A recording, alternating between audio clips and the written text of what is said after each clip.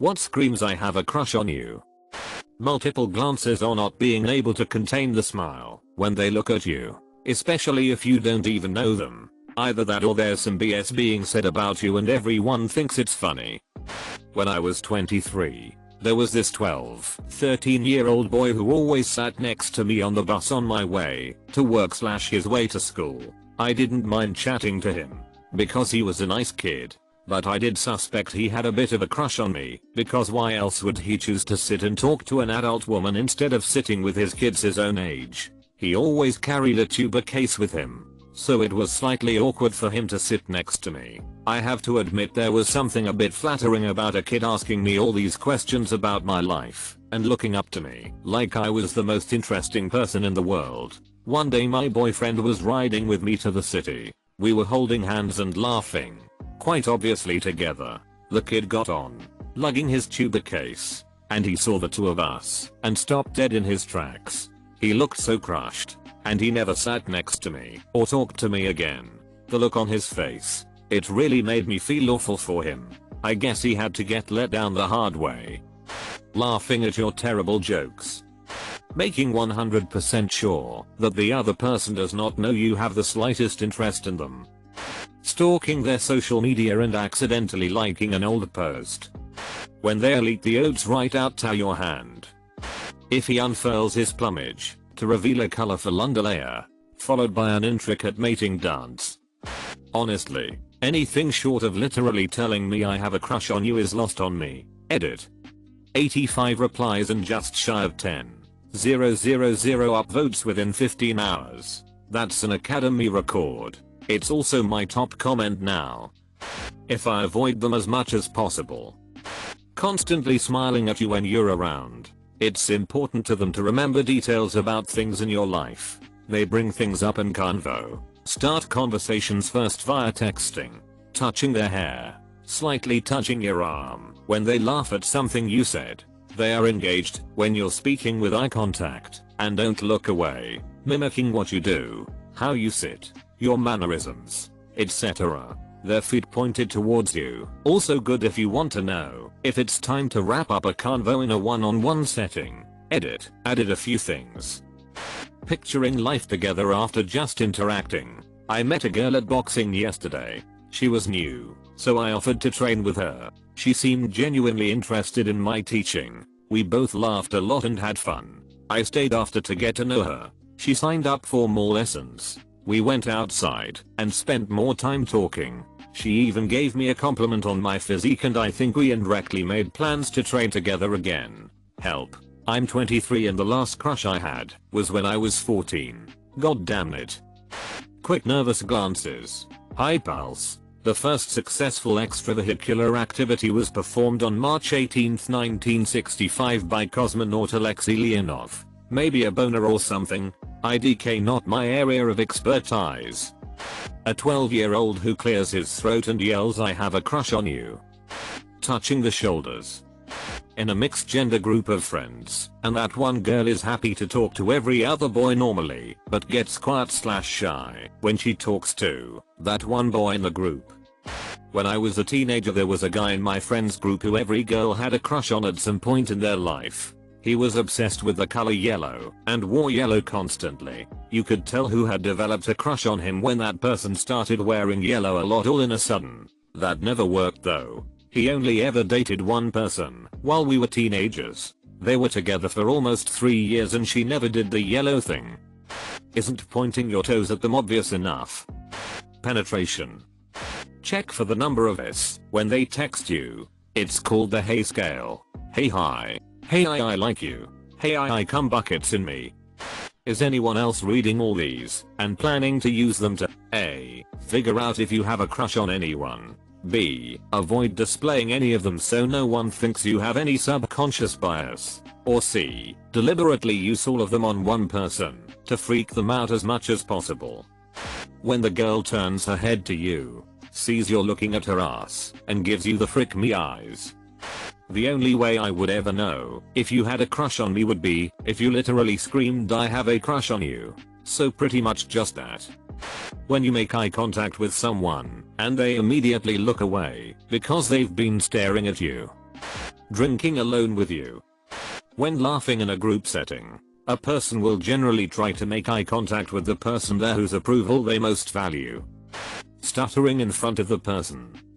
You wake up in the night to use the bathroom and they are standing outside your door, grinning.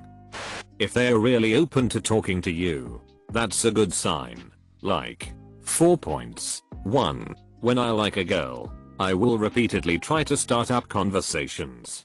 2. When a girl likes me, she will always be extremely receptive to those attempts and conversations will blow very easily. 3. When a girl does not like me, she might answer my questions and be friendly with minimal eye contact. 4. When I do not like a girl who might like me, I won't be so inclined to perpetuate a conversation because I know how she might misconstrue that.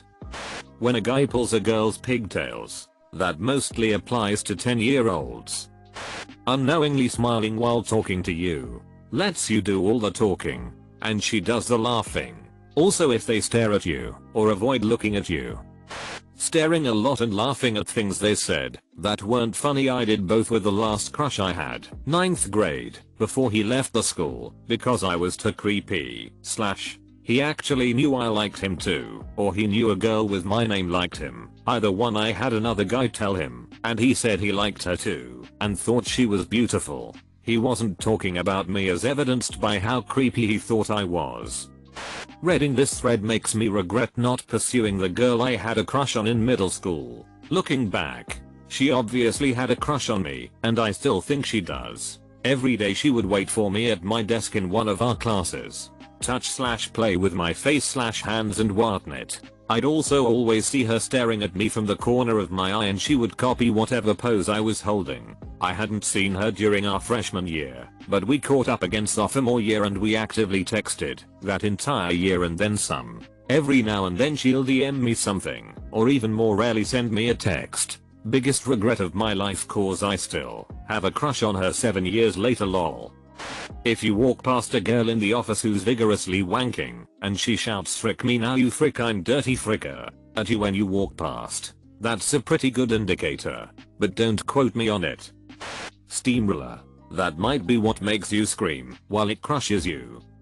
You know it's true love when they offer to show you their trebuchet. Mixtape. Or whatever the modern equivalent is.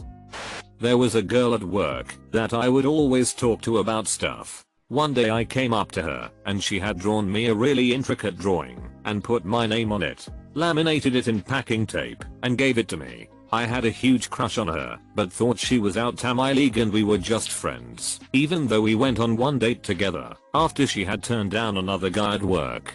I want to believe that she actually really liked me, but I still tell myself I'm reading too much into it and I'm an idiot. Can anyone tell me which is the case? Girl who is out of my league, you're cute. Her friend, she really likes you. Girl, nods positively to this. Looking back, I think I should have done something about that. When I always turn to directly face you when you speak, when I'll make excuses to spend more time with you. In high school, when I'd low-key risk punishment for staying out till late for no real reason, but to finish a conversation with you. I'm crushing on you. Hard.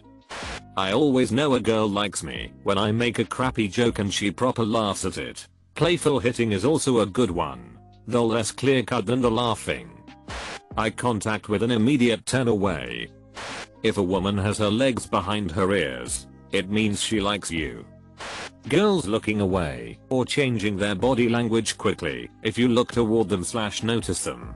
Sometimes it means they've been checking you out. Not always. When they tell you that somebody else kissed them and then apologize for it. We were kind of close and I did kind of like him, but we never got around to ever confessing. One day, last week of middle school, he tells me that another girl kissed him and I was just like okay. It was weird because we didn't talk about that stuff. He was like I would felt guilty not telling you. I always thought that it would be you. At that moment, it was clear that he had a crush on me. TL. Doctor, when they do something romantic or sexual with someone else and tell you in an apologetic manner. Someone who has a crush on you isn't shy, is wasted and doesn't hide their feelings. when they go absurd lengths to deny it. Girl that lives on my street has a huge crush on me. She's gone to huge lengths to deny it, such as by threatening me with a restraining order. Asked members of her family to tell me she's not interested. Blocked me on all social media and changed her number. Okay, sure, I believe you. You don't have a crush on me/s. To me, no one. Carrot. I want you to frick me in the butt. Seriously, this was a real thing. Saying dumb crap and always ending up insulting your crush. To top off that embarrassment, not apologizing, because that's 100% a tip off that you like said person, and that's defeat. NOWEAKNESS. As a friend, okay. When I kidnap you and hold you captive in my basement. The only thing that ever had a big crush on me was a landslide. Taking this opportunity to tell people to be more explicit when they like someone. Ages ago, a guy told me on MSN Messenger that there was a rumor we were dating, and we both laugh about it. Years later we are talking and find out we both had a crush on each other. Were too crap scared to talk to each other about it and broke each other's hearts when we started dating other people. I know romance and blah blah, but just SPELLITOUT. It's pretty simple. But if a person leans in while talking to you, it's usually a good indication. I don't know if she had a crush on me or not. Maybe someone on here is a better judge than I am. I work in retail at a restaurant/bakery, and a good number of attractive girls eat and shop there regularly. On Tuesday, a group of 4 or 5 young women walked up to my register and ordered some food. They ordered separately, but sat at the same table, so I had to take their orders individually. The second one to order was really pretty, and I asked her how she was doing, what she would like for lunch, etc. Don't make a huge deal out of this. That's just my normal routine. She says she's doing well and would like one of our sandwiches. All of our sandwiches come with either chips, a quinoa salad, or a side salad, up to the person ordering. So I asked her which one she wanted. She smiled at me and asked what's a quinoa salad. I spent about 20 seconds explaining what it was, and she just kept looking at me and smiling. Then asked now what were the other choices again. I told her chips or side salad, and she started to ask now what's in the side salad. I love the chips here. I'll just get those. We both laughed as I ran the transaction, and I told her I hoped she would enjoy her meal and have a great rest of her day. She smiled again and was like, thank you. You too. And then as she walked away towards her table, she glanced back at me and grinned again. When they suck your pee-pee. Kicking dirt at you on the playground then running away. From Dave Berry's Guide to Guys. Let's say a guy named Roger is attracted to a woman named Elaine. He asks her out to a movie. She accepts. They have a pretty good time. A few nights later he asks her out to dinner, and again they enjoy themselves. They continue to see each other regularly, and after a while neither one of them is seeing anybody else. And then, one evening when they are driving home, a thought occurs to Elaine, and, without really thinking, she says it aloud. Do you realize that, as of tonight, we've been seeing each other for exactly 6 months? And then there is silence in the car. To Elaine, it seems like a very loud silence. She thinks to herself, geez, I wonder if it bothers him that I said that. Maybe he's been feeling confined by our relationship. Maybe he thinks I'm trying to push him into some kind of obligation that he doesn't want or isn't sure of. And Roger is thinking, gosh, 6 months. And Elaine is thinking, but, hey, I'm not so sure I want this kind of relationship either. Sometimes I wish I had a little more space, so I'd have time to think about whether I really want us to keep going the way we are. Moving steadily toward. Where are we going? Are we just going to keep seeing each other at this level of intimacy? Are we heading toward marriage? Toward children? Toward a lifetime together? Am I ready for that level of commitment? Do I really even know this person? And Roger is thinking, so that means it was, let's see, February when we started going out, which was right after I had the car at the dealer's, which means, check the odometer. Whoa, I'm way overdue for an oil change here. And Elaine is thinking, he's upset. I can see it on his face. Maybe I'm reading this completely wrong. Maybe he wants more from our relationship. More intimacy. More commitment. Maybe he has sensed, even before I sensed it, that I was feeling some reservations. Yes, I bet that's it. That's why he's so reluctant to say anything about his own feelings. He's afraid of being rejected. And Roger is thinking, and I'm gonna have them look at the transmission again. I don't care what those morons say. It's still not shifting right. And they better not try to blame it on the cold weather this time. What cold weather? It's 87 degrees out. And this thing is shifting like a garbage truck. And I paid those incompetent thieving cretins $600. And Elaine is thinking, he's angry. And I don't blame him. I'd be angry, too. I feel so guilty putting him through this. But I can't help the way I feel. I'm just not sure. And Roger is thinking, they'll probably say it's only a 90-day warranty. That's exactly what they're gonna say. The scumballs. And Elaine is thinking, maybe I'm just too idealistic. Waiting for a knight to come riding up on his white horse. When I'm sitting right next to a perfectly good person. A person I enjoy being with. A person I truly do care about. A person who seems to truly care about me. A person who is in pain because of my self-centered schoolgirl romantic fantasy. And Roger is thinking, warranty? They want a warranty? I'll give them a warranty. I'll take their warranty and stick it. Roger. Elaine says aloud. What? Says Roger, startled. Please don't torture yourself like this, she says. Her eyes beginning to brim with tears. Maybe I should never have. Oh. I feel so. She breaks down.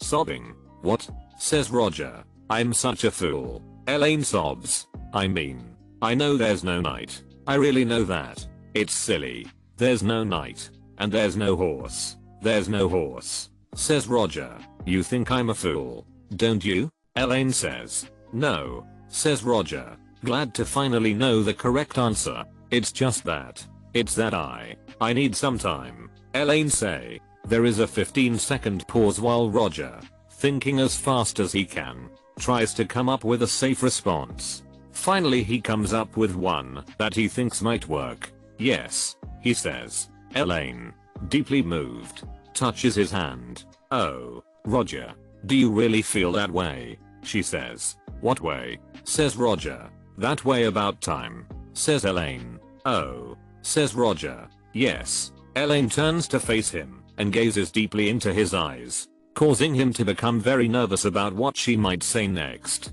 especially if it involves a horse. At last she speaks. Thank you, Roger, she says.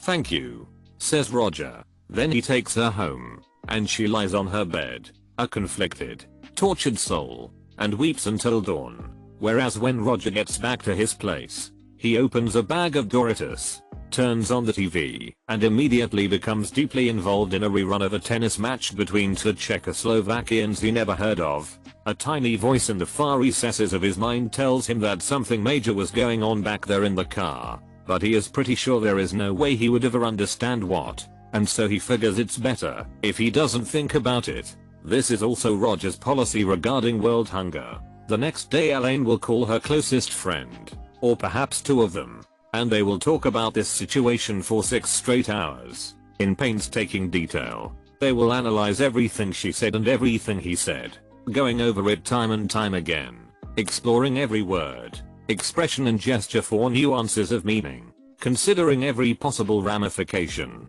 They will continue to discuss this subject, off and on, for weeks, maybe months, never reaching any definite conclusions, but never getting bored with it, either.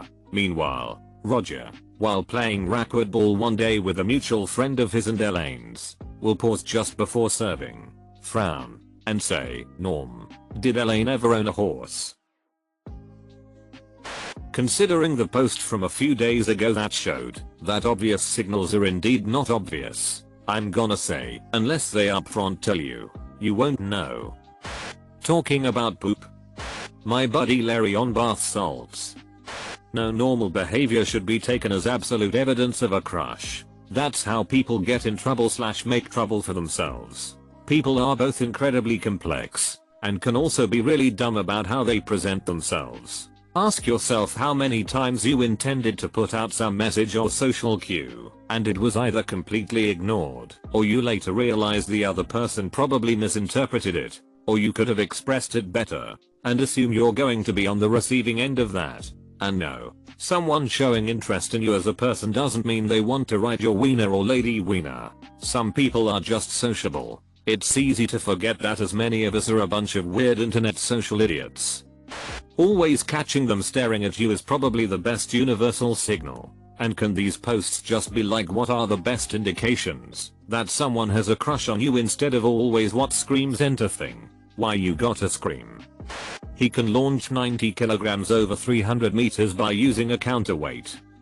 My motherfucking heart reacts. Take a hint. Someone who's just been dared to scream I have a crush on you. Well, in my case I act super awkward around them and do the look away eye contact thing. I hate it because I wanna be more natural and confident, but my body just goes full retard lol. The good news is I can hide all that online, so Tinder is usually the preferred method of finding people. Trying very hard to continue a conversation with them. Till I have a crush on everyone. Stealing their hat. I wouldn't know. Me, when I have a crush on somebody, I'm not a subtle man. Unfortunately, a lot of these are kind of disappointing, but always testing the waters. What would it be like if I asked you out? That'd be crazy, right? Pause. I was going to give this to the girl I liked, but she was already taken. Way to save face at my expense. Getting increasingly daring with physical contact and trying to laugh it off as a joke. Less disappointingly, lots of really effusive compliments. Wow, you really are the living embodiment of your cute as a username was a nice one. There are some subtle non-verbal cues. For example, if a girl touches her ears with her ankles, she's really into you. When they write to you and are overly obsessed with not being annoying, saying things like I feel like I'm annoying you, I should stop, or am I being annoying? I can stop. Make sure to like and subscribe so we can watch together.